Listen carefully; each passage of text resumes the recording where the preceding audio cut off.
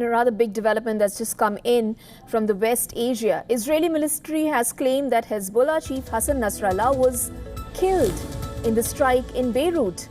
The announcement comes after hours of speculation over Nasrallah's fate. But even now, several hours later, there has been no word from the group on the fate of the chief Hassan Nasrallah. Source close to Hezbollah says contact with Nasrallah is lost since Friday night. But now the IDF has claimed that he will no longer be able to terrorize the world. The IDF has also said it killed other Hezbollah commanders, including Ali Karaki, Hezbollah's commander of the Southern Front. Military spokesperson Lieutenant Colonel Nadav Shoshani has announced on social media platform X that Hassan Nasrallah is dead. Military spokesperson Captain David Abraham has also claimed that the Hezbollah chief had been eliminated in the Friday strikes on the Lebanese capital. Soon after Israel's statement,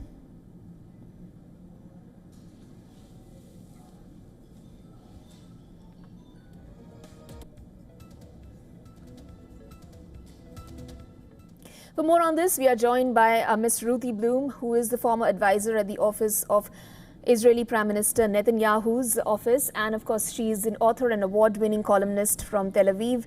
Good to have you with us on the show. Do tell me, what are your initial reactions as soon as this news has come out? Well, happiness and exhilaration. I think all Israelis across the political spectrum are extremely relieved that this bloodthirsty terrorist, an Iranian proxy, who has, like his patrons in Iran, vowed to wipe Israel off the map and has proceeded to try to do just that, especially on October 8th, the day after Hamas committed its worst massacre ever against Jews since the Holocaust. On October 8th, Hezbollah, headed by Hassan Nasrallah, decided to join in totally unprovoked in order to create another front on this war, which has turned into a 7-front war against Israel. Ms. Bloom, tell me very quickly, do you think the killing of Hassan Nasrallah, is it going to really stop the Hezbollah from further attacks? Or are they going to come forth with some other force and in another shape or form? Oh, well, I don't think it's going to stop the attacks. In fact, all day today so far, we're only at about noon time right now. So far, we've had many rocket barrages from Lebanon, but we have also taken out most of Nasrallah's senior command and taken out many of the rocket launchers and its main headquarters. This means that we are weakening Hezbollah's position, weakening its ability to attack us. And then we will see whether it is necessary for us to send troops on the ground into Lebanon to clean out a buffer zone to enable all the Israelis who have fled the northern part of the country to return to their homes safely. Also, how much would you say about the veracity of IDF's claims? Do you think if he's actually been eliminated, or should we still wait and watch to confirm the veracity of their claim? Well, I believe it, and the reason I believe it is that when there were rumors that we had possibly eliminated one of the Hamas commanders, Mohammed Deif, the IDF did not confirm it for several days, if not weeks. I can't remember exactly how long it took. But it took them to examine DNA, specimens, etc., before they officially announced it. So if the IDF is now officially announcing it, I trust that there's reason to believe them. Also, Ms. Bloom, now that you're saying that they are officially announcing it, does that also mean that the IDF has infiltrated deep inside the territory, which is why they have, the intel from deep inside the territory and can make this claim, perhaps? Well, we don't have tanks or troops on the ground there. But when you say infiltrated, I do believe that we have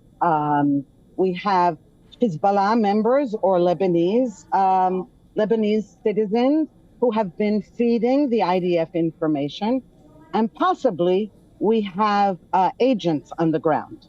Yes, that's likely, because otherwise we wouldn't have been able to gather such precise intelligence about Nasrallah's movements and the rocket launcher locations under buildings in Beirut and a suburb of Beirut. Also, the killing of the commanders was declared in comparison pretty quickly. Why do you think Nasrallah's elimination, the announcement regarding that, has taken some time? Well, I think there are a couple of reasons, and one is that when the commanders were taken out, I believe that Hezbollah also confirmed it. That's for one thing, and second, I think in this case it took a while for the rubble of the explosions to be cleared away in order to locate Nasrallah's body. That would be my assessment. It's not based on inside knowledge. What is the road ahead from here on, in your opinion? How do you expect the Hezbollah to react to this, if at all? Oh, well, Hezbollah has already reacted by firing missiles into Israel. However, I think that it will largely depend, or mainly, on Iran, on how Iran proceeds. Because I think Iran was not happy that Hezbollah opened itself up to such attacks, since Hezbollah is Iran's main army to protect its nuclear facilities, and needed the Hezbollah soldiers, so to speak, they're really just terrorists, to do just that. And so now I think that what we're going to be waiting to see is how Iran responds. Ms. Bloom, we will come to the reaction of the West in just a bit. West has had a rather mixed stance on Israel attacking the various regions in the West Asia. First, I want to understand how does this sit with Israel verbal stance that it says it actually wants to stop the fighting, wants to work towards a ceasefire. How does it actually fit in line with that stance of Israel? Because this is sure to warrant a reaction from Iran, like you said, or the Hezbollah. Well, you're absolutely right that right now Israel and the West are not on the same page about this, because Israel understands, after all, Israel has been under attack for decades, right? And in the last year especially. But what Israel understands is that just a ceasefire without a victory will be empty. We saw that with Resolution 1701 in 2006. It was never implemented. The UN forces never took care to prevent Hezbollah from rearming and from establishing, also building tunnels and establishing power right along the Israeli border. We can't let that happen anymore. We can't let Iran be the dominant power in the region. And I think the West is wrong not to support that. A ceasefire, of course, is what we're aiming for in the end. I mean, even World War II ended with a ceasefire agreement. But the trouble is that anytime we cease, they fire. So what we're aiming at is total victory and moving, and that's it with Hamas, and moving Hezbollah far away from the border. And then Israel can set the terms of the ceasefire. Ms. Bloom, let me just zoom out a little bit, and keeping in line with what you just said, that the West perhaps, as per you, is wrong in its stance. Would you say that Israel is okay to, in a way, go against West's stance here? Or do you think Israel can perhaps afford doing that? Well, let's not talk about the whole West in general. I think we should talk mainly about the United States. That's correct. And for the past year, the Israeli government has been doing everything it can to agree to America's terms. When the Biden administration said, please don't go into Rafah, as an example, we waited, and we have been negotiating with Washington. Again, there's nobody to negotiate with in Hamas or Hezbollah, you understand. but we have been in close touch with Washington, trying to come as close to its position as possible without endangering ourselves, and B, to try to persuade Washington of the justice of our military moves. So I think that there's a point at which Israel cannot allow itself to commit suicide just because an administration in Washington is not thrilled with its moves. Ms. Bloom, how does the alleged killing of Hassan Nasrallah bode for the ceasefire talks? Oh, I think it bodes very well. The more, and I think you'll see celebrations all over the Arab world and in Iran about this killing. They're handing out sweets all over the place because you understand Nasrallah and all the Shiites have been slaughtering Arabs and Iranians all over the place. Okay, so there was great celebration in the Middle East, not just in Israel. I think that's really left out of all this reportage. And the point is that the more, I'm going to put this in really simple terms, the more the bad guys are eliminated, the greater the chance for regional peace, not war. Okay. Ms. Bloom, thank you so much for joining us with those updates and giving us your opinion on this particular development. Thank you for having me.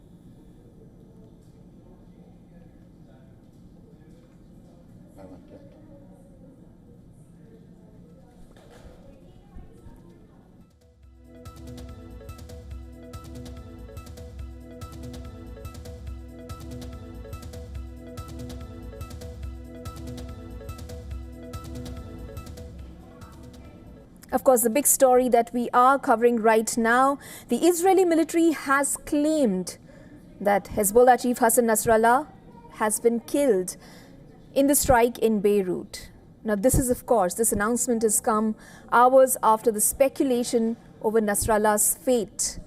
And even now, in fact, after several hours later, there has been no word from the group per se on the fate of their chief Hassan Nasrallah.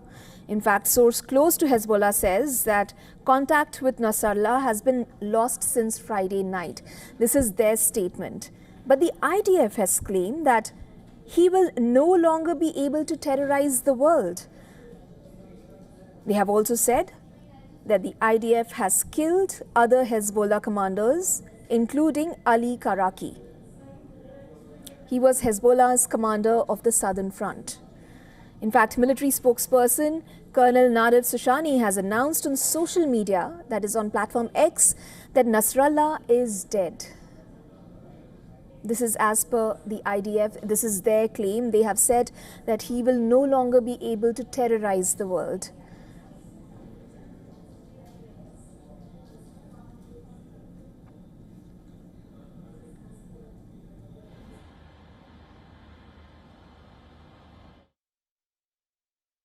זה לא סוף ארגז הכלים, זה צריך להיות מאוד ברור. יש עוד כלים קדימה ללכת, והמסר הוא מסר פשוט, מי שמאיים על אזרחי מדינת ישראל נדע להגיע בצפון, בדרום, גם במקומות יותר רחוקים.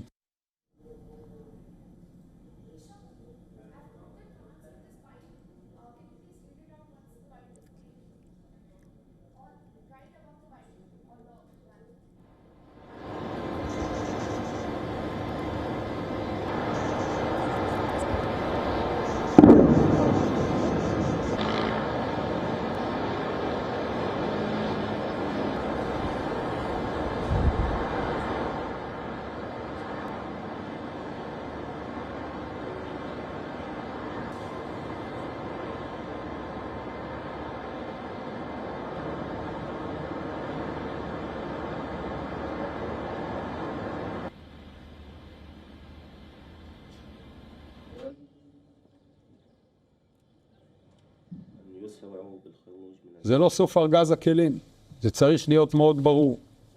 יש עוד כלים קדימה ללכת, והמסר הוא מסר פשוט, מי שמאיים על אזרחי מדינת ישראל נדע להגיע בצפון, בדרום, גם במקומות יותר רחוקים. This is not the end of our toolbox. It must be very clear There are more tools and the message is simple. Anyone who threatens the citizens of Israel, we will know how to reach them in the north, in the south, and also in places more distanced. This is from Herzi Halevi, who is the chief of Israel's general staff. And this is what he had to say about this particular development.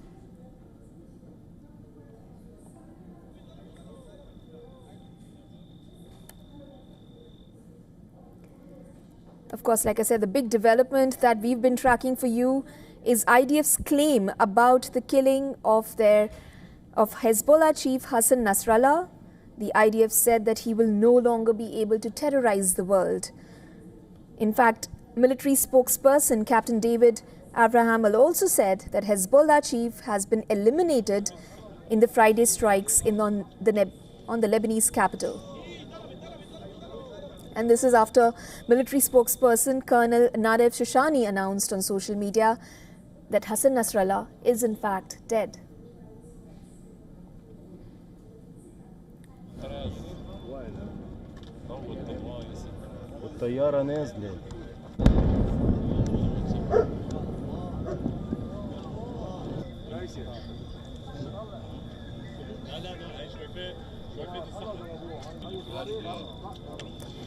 We are now joined by Arsen Ostrovsky from Tel Aviv. He's a journalist and he's international human rights lawyer.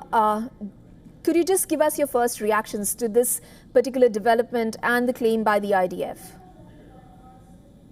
Indeed. Look, today is a good day for peace. Today is a good day for the world. We have to remember that Hassan Nasrallah was an arch-terrorist, a mass murderer, and the leader of one of the world's largest terrorist organizations. He had the blood on his hands of thousands of people, not only Israelis, but Americans, Europeans, Argentinians, people from all over the world. His death is something that is not ought to be mourned, but instead it is a day for peace.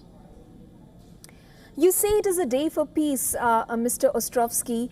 How does it bode for the ceasefire talks? Because every action in the West Asia right now warrants a reaction. Indeed, and we have to remember how this started. On October 8th, one day after Hamas launched their massacre, the terror group Hezbollah joined them. They have fired almost 10,000 rockets at Israel, including on a daily basis. They've been firing. Almost 100,000 Israelis have been forcibly displaced from their homes in the north, and 48 people have been killed in these attacks, including 12 children in the Majid Shams massacre. This is not Israel that is escalating this. This is not Israel that started this. This was a choice of Hassan Nasrallah and Hezbollah acting just like Hamas at the behest of the Islamic Republic of Iran to join Hamas on October 8th and continue firing and terrorizing at Israelis. Mr. Ostrovsky, what does it say about Israel's position in the Lebanon? How far in do you think they are if they manage to eliminate their chief, the Hezbollah chief? Intel-wise, how do you think they are into the territory of Lebanon? Look, I can't go into detail about intel-wise what the situation is or in terms of where or where not Israeli troops are. But certainly, as we have seen in the last week, Israel's intelligence is first rate.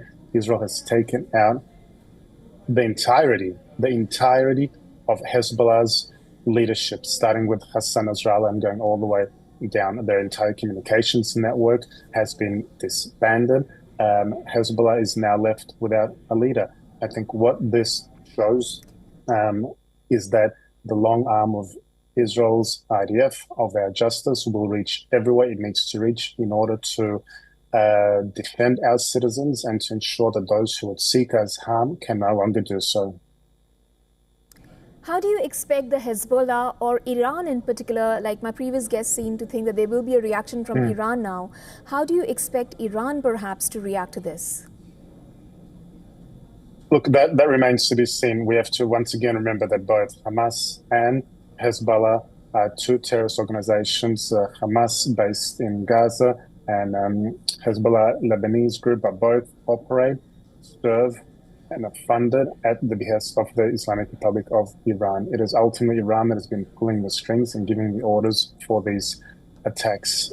How they will respond is entirely up to them. But certainly Israel has shown, whether it's the Hamas leadership, including Ismail Haniyeh, who was in Tehran, or Nasrallah, the head of the Hezbollah, Israel can find any terrorist it needs to. No one will be safe if they should seek to harm the state of Israel.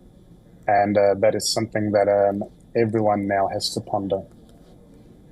Mr. Ostrovsky, what do you think Israel's stance will be next? Because we do see pictures of Lebanese being dislocated after the killing of the Hezbollah chief. How do you think Israel is going to act in the territory? Is it going to reduce its attacks there? Look, Israel does not want to be undertaking any kind of attacks, but the reality is Israel's been left with an intolerable situation. In the last 48 hours, something like 2.5 million Israelis have been in bomb shelters, myself, our family included. That is roughly 1/4 of Israel's population. To put that in Indian context, 1/4 of India's population is about 400 million people. Israel cannot tolerate this. Certainly India would not tolerate this either. No sovereign nation can tolerate such a situation where your citizens cannot return home and where there is literally daily bombardment. Israel did not want to do this, but we were left with absolutely no choice in order to bring security to our people and in order to return our citizens home.